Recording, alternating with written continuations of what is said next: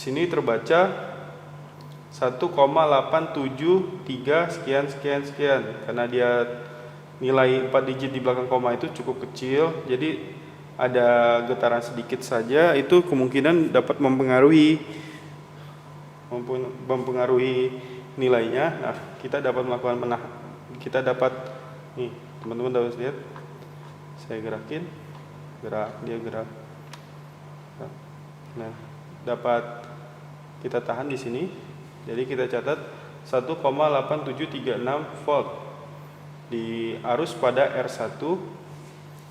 Kemudian selanjutnya jangan lupa hold yang kita buka kembali. Nah, selanjutnya yang lebih dekat positif yang mana? Yang sebelah sini. Yang ini negatif. Nah, pada nilai R2 1,8977 volt. 1,8974 volt. Yang selanjutnya R3 yang negatif lebih dekat dengan negatif, yang positif lebih dekat dengan positif. Terbaca 7,981 volt. Selanjutnya itu yang R4 di sini. R4 yang ini.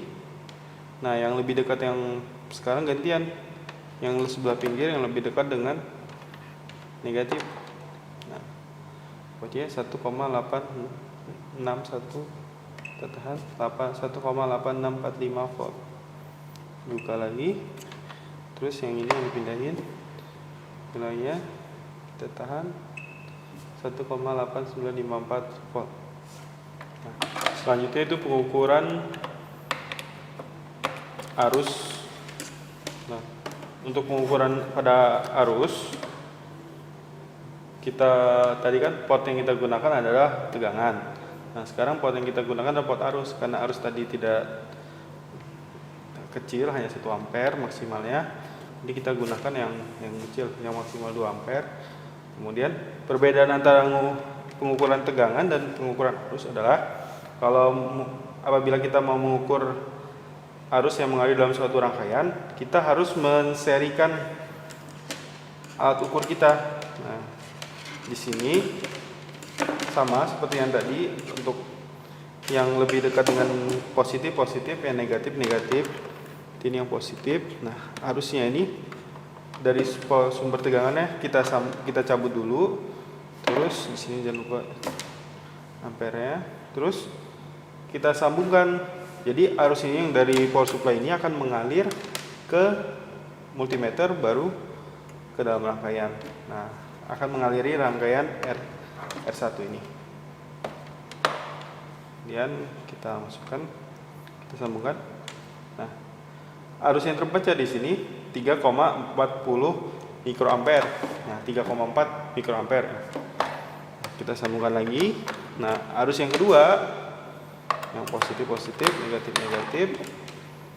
Yang kedua akan terbaca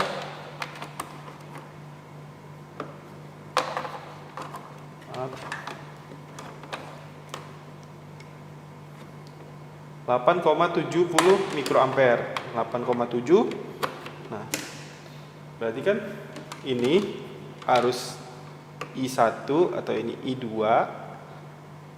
dua-duanya sama-sama masuk ke dalam satu titik percabangan. Nah, 3,4 tambah 8,71 berarti sekitar 12 sekian.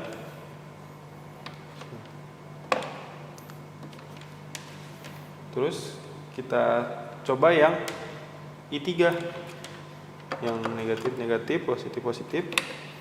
I3, arus yang mengalir di I3 itu yang keluar 12,03. Nah, dari percobaan arus ini kita sudah membuktikan I1 ditambah I2 sama dengan I3. Nah, walaupun nilainya tidak sama persis, tapi hanya beda sedikit, karena ini kan dalam mikroampere. Nah, perbedaannya hanya sedikit itu. Itu sudah membuktikan bahwa bunyi dari hukum Kirchhoff tersebut. Bunyi dari hukum pertama Kirchhoff. Nah, selanjutnya sama untuk R4 dan R5-nya. Nah, secara teori nilai I1 itu sama dengan nilai, kalau kita menghitung dalam rangkaian, nilai I1 itu harus sama dengan nilai I4. I2 sama dengan I5. Nah, kita coba buktikan apakah sama. Yang positif positif, negatif negatif. Sekarang